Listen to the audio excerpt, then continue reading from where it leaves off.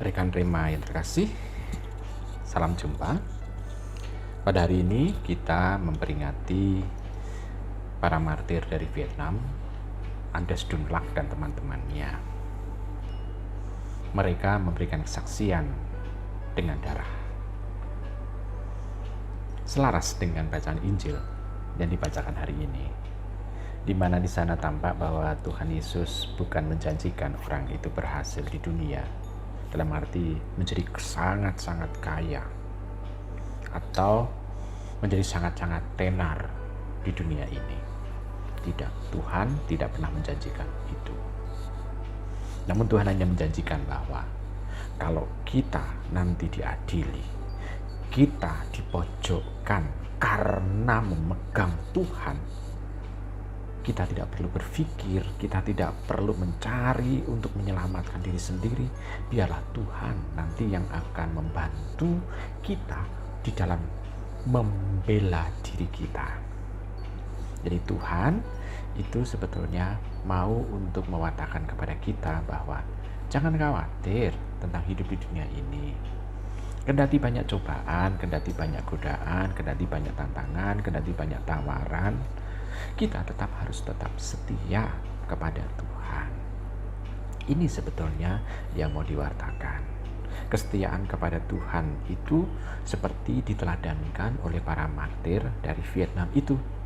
Mereka setia sampai kematian. Dan dalam kematian itu sebetulnya Tuhan itu sudah memberikan suatu kesempatan kepada orang-orang di Vietnam saat itu untuk menjadi pengikut Tuhan yang setia, menunjukkan, memberikan kesaksian, memberikan pewartaan. Dengan iman yang kekeh seperti itu, sebetulnya menunjukkan kepada kita bahwa di dunia ini semuanya adalah sementara. Tetapi ada hal yang abadi yang harus diperjuangkan dalam hidup, yakni kehidupan yang kekal.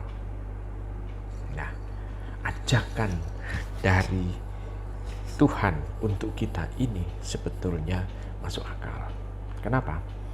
Karena ada orang yang mempunyai dalam kehidupan di dunia ini untuk mencari ketenaran hidup, mencari sesuatu yang bermakna untuk kehidupan yang bisa membuat martabatnya di dunia ini menjadi tinggi. Dengan banyaknya harta yang melimpah, dengan banyaknya gelar dalam nama-namanya itu, entah itu sesuai dengan apa yang dia miliki atau kemampuannya, kapabilitasnya atau tidak peduli, yang penting punya nama yang panjang dan juga mempunyai ketenaran, keterkenalan seolah-olah. Nah, kita melawan itu semua karena yang penting bukan itu, karena itu sifatnya sementara. Karena yang jelas Tuhan mau menjanjikan kepada kita bahwa kalau kita mau hidup yang baik, maka persiapkanlah juga kematian yang baik pula. Mengapa seperti itu? Bisa saja kan orangnya hidup doanya baik, hidup amalnya baik, mempunyai gelar yang panjang, mempunyai harta melimpah. Tetapi kalau kematiannya itu bunuh diri, apakah dia punya nama baik? Tidak. Maka Tuhan sebetulnya mau untuk mempersiapkan kepada kita. Kalau kita mau mengalami kebaikan-kebaikan itu, kita harus siap untuk menyiapkan kematian yang baik. Karena kematian yang baik berarti kematian itu ditandai dengan keterikatan kita dengan Tuhan yang kekeh. Ini sebetulnya ajakan Tuhan untuk kita. Maka kita tidak boleh khawatir.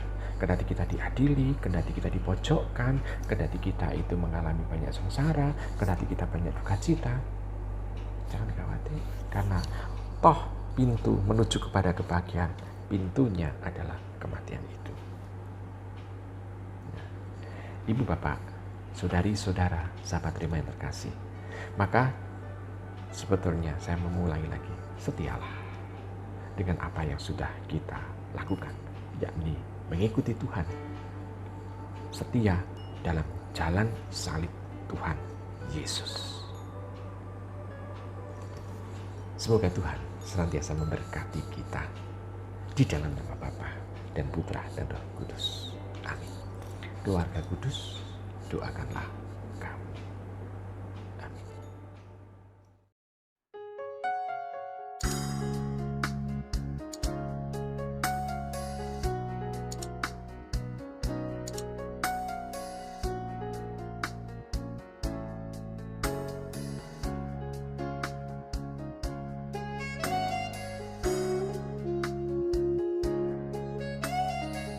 Sahabat Rema, sampai jumpa dalam program berikutnya.